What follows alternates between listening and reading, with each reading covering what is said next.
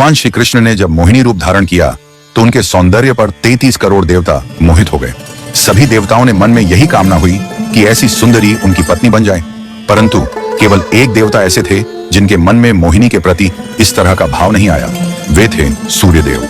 सूर्यदेव ने मोहिनी रूप को देखकर मन ही मन कहा, यदि ये मेरी पुत्री बन जाए तो मेरा जीवन धन्य हो जाए। सूर्यदेव की इस भावना को समझकर भगवान श्री कृष्ण ने उनकी ओर कटाक्ष किया और संकेत किया कि उनकी इच्छा पूर्ण होगी। समय बीतने के बाद सूर्यदेव ब्रजभूमि में वृषभानु महाराज के रूप में अवतरित हुए। वृषभानु जी ने तपस्या की और ब्रह्मा जी से प्रार्थना की कि उन्हें ठाकुर जी की पुत्री के रूप में प्राप्ति हो। ब्रह्मा जी ने उनकी प्रार्थना को श्री हरि तक पहुंचाया। ठाकुर जी ने विचार किया कि वे नंद यशोदा और देवकी वासुदेव के यहाँ पुत्र के रूप में जन्म लेने वाले हैं, लेकिन प्रेम की स्थापना के लिए एक विशेष अवतार लेना होगा। ठाकुर जी ने अपने रूप को दर्पण में देखा और उस दर्पण में उन्हें ऐसा रूप दिखाई दिया जो स्वयं ठाकुर जी को भी मोहित कर गया। यह रूप ठाकुर जी का ही स्त्री रूप था। उन्होंने इस रूप को स्थिर किया और लक्ष्मी जी के वस्त्रों, आभूषणों और श्रृंगार सामग्री का उपयोग करके इस दिव्य स्वरूप को सजाया। जब यह स्वरूप पूर्ण हुआ तो ऐसा प्रतीत हुआ मानो सूर्य और चंद्र का एक साथ मेल हो गया हो। यह दिव्य तेज इतना अद्भुत था कि स्वयं ठाकुर जी भी नेत्र मूने को विवश हो गए। जब उन्होंने नेत्र खोले तो उनके सामने श्री राधा रानी का दिव्य स्वरूप प्रकट हुआ।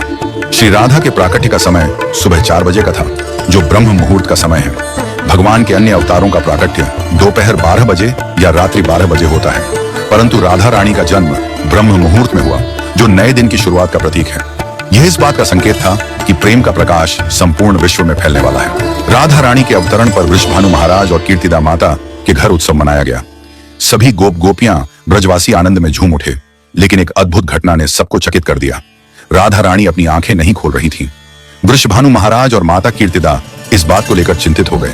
कई साधु संत और विद्वान उनके दर्शन करने आए, लेकिन किसी के भी प्रयास से राधा रानी ने अपनी आंखें नहीं खोली। तभी देवताओं के आग्रह पर नारद मुनि वहां आए। उन्होंने राधा रानी के पास बैठकर उनकी स्तुति की।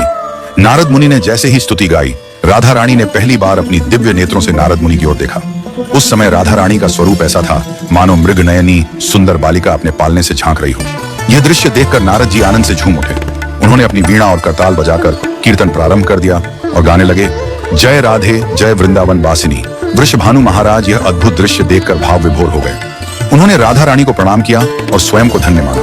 उन्होंने अनुभव किया कि उनकी पुत्री कोई साधारण बालिका नहीं, बल्कि साक्षात देवी है। इस प्रकार श्री राधा का अवतरण प्रेम की स्थापना के लिए हुआ। ठाकुर जी ने ज्ञान, धर्म और वैराग्य की स्थापना के लिए कई अवतार लिए, लेकिन प्रेम की स्थापना के लिए श्री राधा का अवतरण हुआ।